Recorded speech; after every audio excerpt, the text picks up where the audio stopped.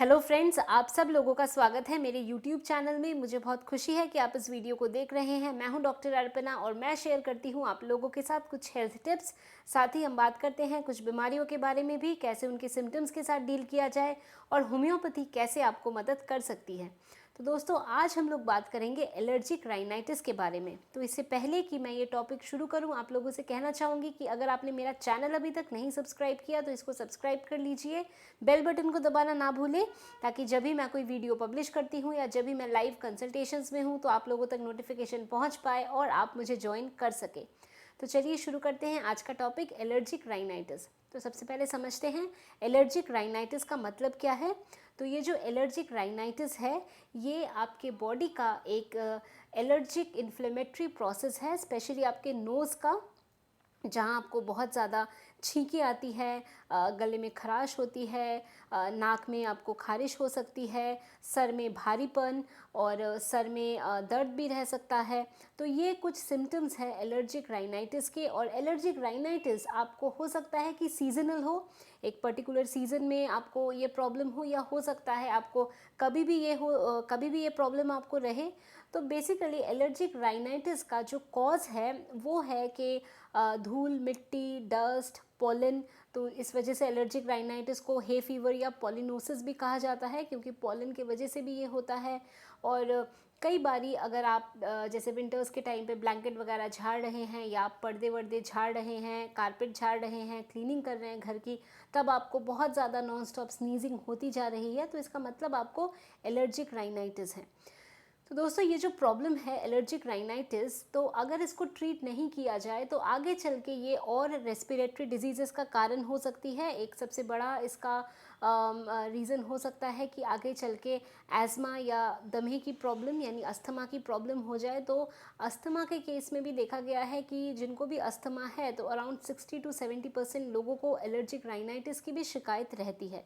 तो allergic rhinitis को treat करना भी उतना ज़रूरी है। हम लोग थोड़ा इसको ओवरलुक कर देते हैं, क्योंकि हमें लगता है कि भाई क्या तकलीफ़ है, थोड़ी बहुत छींकें आ रही हैं, या गला ख़राब है, सर भारीपन है, कॉमन कफ एंड कोल्ड है। बट अगर एलर्जिक राइनाइटिस है तो उसको ट्रीट करना ज़रूरी है, क्योंकि एक तो ये जो सिम्टम्स है तो वो थोड़ा सा ट्रबलसम रहता है, और अगर ट्रीट नहीं करते हैं तो आगे चल के और भी रेस्पिरेटरी डिसऑर्डर्स हो सकते हैं। तो जैसे मैंने आपको बताया कि इसके सिम्टम्स में आपको छींकें बहुत ज़्यादा आती है, सर में भारीपन, सर में दर्द, यहाँ जो साइनसेस हैं इसमें दर्द, या मे बी चीक्स में, गालों में दर्द हो सकता है। साथ ही खारिश हो सकती है। एलर्जिक राइनाइटिस जिनको होता है, नाक में इरिटेशन होती है, तो वो बार बार ही ऐसे ऐसे करेंगे, नाक को ऐसे ऐसे हमेशा नाक को टच करते रहेंगे, क्योंकि उनको एक प्रॉब्लम हो रही है, इरिटेशन हो रही है, ईचिंग हो रही है, एक अनकंफर्टेबल फीलिंग है। तो ये कुछ सिम्टम्स हैं एलर्जिक राइनाइटिस के। और एलर्जिक राइनाइटिस के साथ साथ जैसे मैंने बोला कि हो सकता है अस्थमा हो अगर आप ट्रीट इसको नहीं करते हैं। और एलर्जिक राइनाइटिस के साथ साथ अगर वो चीज़ आगे बढ़ जाए तो हो सकता है नेज़ल पॉलिप वगैरह बन जाए, साइनसिस की इन्फेक्शन ज़्यादातर इन लोगों को बनी रहती है। तो ये तो हमने बात की है सिम्टम्स के बारे में, हमने बात की है कॉजेज़ के बारे में। तो अब हम बात करते हैं कि अगर एलर्जिक राइनाइटिस है तो आपको क्या क्या आप मेजर्स ले सकते हैं। तो सबसे पहला है कि आपको स्टीमिंग लेना है। स्टीम जब आप लेते हैं, जब आप भाप लेते हैं, तो आपके साइनसेस क्लीन होते हैं, और जो भी डिस्चार्जेस हैं वो सब फ्लश आउट हो जाता है, और आपको अपनी कंडीशन में आराम मिलता है। पर ये एक तरीका है आपको रिलीव करने के लिए अपने सिम्टम्स से। और नेक्स्ट है कि अगर आपको पता है कि किसी पर्टिकुलर इंग्रेडिएंट से आपको एलर्जी है तो उससे दूर रहिए। जैसे कई लोगों को जिनके जैसे पेट्स होते हैं घर में, चाहे कैट है, डॉग है, तो पेट के बालों से उनको एलर्जी के सिम्टम्स आ जाते हैं, तो उससे आप दूर रहिए। अगर आपको एलर्जिक राइनाइटिस है तो जब आप घर की सफाई वगैरह कर रहे हैं तो नाक में एक दुपट्टा या कपड़े से नाक को कवर करके फिर आप ये सब काम करिए, और जितना हो सकता है इन सब चीज़ों से दूर रहिए, ताकि ये प्रेसिपिटेट ना हो। अब हम बात करते हैं कि अगर होम्योपैथी मेडिसिन्स क्या आपको इसमें एलर्जिक राइनाइटिस के कंडीशन में मदद कर सकती है। तो अभी मैं आप लोगों को कुछ थोड़ी सी मेडिसिन्स के बारे में भी जानकारी दूंगी। तो अगर एलर्जिक राइनाइटिस में आपको छींकें बहुत ज़्यादा आ रही है, साथ में जो नाक से पानी आपको बह रहा है थोड़ा सा एक्रिड है, यानी थोड़ा सा जलन हो रहा है, जिस वजह से आपका यहाँ पे लिप्स के ऊपर भी जलन सी महसूस हो रही है, और आँखों में से भी नॉर्मल पानी आ रहा है, तो ऐसा ऐसा अगर सिचुएशन है तो allium cepa, ALLIUM, allium CEPA cepa, allium cepa बहुत हेल्पफुल है। अगर एलियम सीपा 30 में इस केस में बहुत हेल्पफुल है।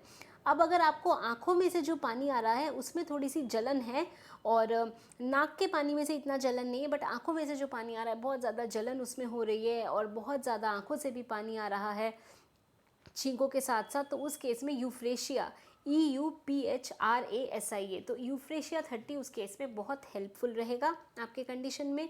फिर नेक्स्ट मेडिसिन है सैबेडिला, SABADILLA। तो सैबेडिला में हम क्या देखते हैं कि जो नाक से पानी वानी आ रहा है वो तो इतना ज़्यादा नहीं है, पर आपको यहाँ पे फ्रंटल रीजन में सर में बहुत ज़्यादा भारीपन, सर में दर्द और ऐसी अगर प्रॉब्लम है तो सैबेडिला बहुत हेल्पफुल है। कई पेशेंट कहते हैं कि बहुत छींकें आती हैं, छींकते रहते हैं पर नाक नहीं खुलता और रात को तकलीफ़ बढ़ जाती है। तो अगर ऐसी प्रॉब्लम है तो आर्सेनिक, ARSENIC, तो आर्सेनिक बहुत अच्छी दवाई है। आर्सेनिक 30 में कुछ दिनों तक ये मेडिसिन लेंगे तो रिलीफ हो जाएगा। कई लोगों को रूट ऑफ द नोज़ में बहुत ज़्यादा पेन रहता है, छींकों के साथ साथ नाक के रूट में बहुत पेन रहता है, तो उस केस में ऑरम, ARUM, ऑरम ट्रेफिलम, ये 30 में लेते हैं कुछ टाइम तक तो आराम मिल जाता है। तो ये कुछ मेडिसिन्स के बारे में मैंने आपको बताया जो एलर्जिक राइनाइटिस में बहुत हेल्पफुल है। पर अगर मेडिसिन्स के बारे में आपको और जानना है तो आप मुझे कमेंट सेक्शन में आप लिख के बता सकते हैं अपनी कंडीशन के बारे में, अपने सिम्टम्स के बारे में। साथ ही साथ आप मेरे साथ मेरे लाइव कंसल्टेशन में जुड़ सकते हैं, वहाँ पे आप लाइव चैटिंग के थ्रू मेरे से आप अपने कंडीशन के बारे में आप मेडिसिन पूछ सकते हैं। मैं आपको पूरी कोशिश करूँगी आपको मदद करने की। तो दोस्तों मैं उम्मीद करती हूँ कि मैं जो भी इन्फॉर्मेशन आप लोगों के साथ शेयर करती हूँ तो आप इसको ज़रूर आगे भी आप लोगों के साथ शेयर करें, अपने फ्रेंड्स, फैमिली, अपने लव्ड वंस के साथ, ताकि सब इस वीडियो का बेनिफिट उठा सके। और जैसा मैं हमेशा कहती हूँ, खुश रहिए, मुस्कुराते रहिए, स्वस्थ रहिए। मेरे साथ जुड़ने के लिए, इस वीडियो को देखने के लिए और इसको शेयर करने के लिए आप सब लोगों का ढेर सारा धन्यवाद। Thank you. अगर आपने मेरा चैनल अभी तक नहीं सब्सक्राइब किया तो इसको सब्सक्राइब कर लीजिए और बेल बटन को दबाना ना भूलें। तो आज के लिए बस इतना ही। धन्यवाद।